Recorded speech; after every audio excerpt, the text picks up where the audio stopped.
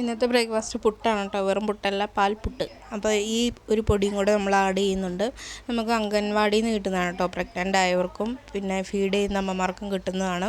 Feed ചെയ്യുന്ന എല്ലാവർക്കും ഉണ്ടോയെന്ന് അറിയത്തില്ല, കാരണം അവർ ചോദിച്ചിട്ടൊക്കെയാണ് തരുന്നത് കേട്ടോ. ഫീഡ് ചെയ്യാനുള്ള ബ്രസ്റ്റ് മിൽക്ക് ഉണ്ടോ എന്നൊക്കെ ചോദിച്ചിട്ടാണ് അവർ തരാറ്. അപ്പോൾ അത് രണ്ടും ഈക്വലായിട്ട് എടുക്കുക. മധുരം ബാലൻസ് ചെയ്യാനുള്ള ഉപ്പിട്ടിട്ട് പാലൊഴിച്ചാണ് പുട്ടാണല്ലോ, അപ്പോൾ നമ്മൾ പാലൊഴിക്കണമല്ലോ. അപ്പോൾ നമ്മൾ ആവശ്യത്തിന് നോക്കിയിട്ട് പാലൊഴിച്ച് അടച്ച് പൊത്തി വെക്കുക. കുറച്ച് നേരം വെച്ച് കഴിഞ്ഞ് നമ്മൾ പിന്നെ എടുത്തു. പിന്നെ അതിലേക്ക് നമ്മൾ ക്യാരറ്റും തേങ്ങയും കൂടെ ആഡ് ചെയ്യുന്നുണ്ട് കേട്ടോ. അപ്പോൾ ഈ ക്യാരറ്റും തേങ്ങയും കൂടെ നെയ്യിലിട്ട് ജസ്റ്റ് ഒന്ന് വഴറ്റി ഇടുകയാണെങ്കിൽ നല്ലതായിരിക്കും. കാരണം എനിക്കിവിടെ നെയ്യുമില്ലായിരുന്നു, സമയമില്ലായിരുന്നു ചെയ്യാൻ, അതുകൊണ്ട് ഞാനതങ്ങനെ ചെയ്തില്ല. അങ്ങനെ തന്നെ ഇടുകയാണ് ചെയ്തത്. നിങ്ങളുടെ ഇഷ്ടം പോലെ ചെയ്യുക. പിന്നെ അടുത്തുള്ള സ്റ്റെപ്പുകൾ പറഞ്ഞു തരേണ്ട കാര്യമില്ലല്ലോ. തേങ്ങ ഇടുക, പുട്ടിടുക, തേങ്ങയുടെ പുട്ടിടുക.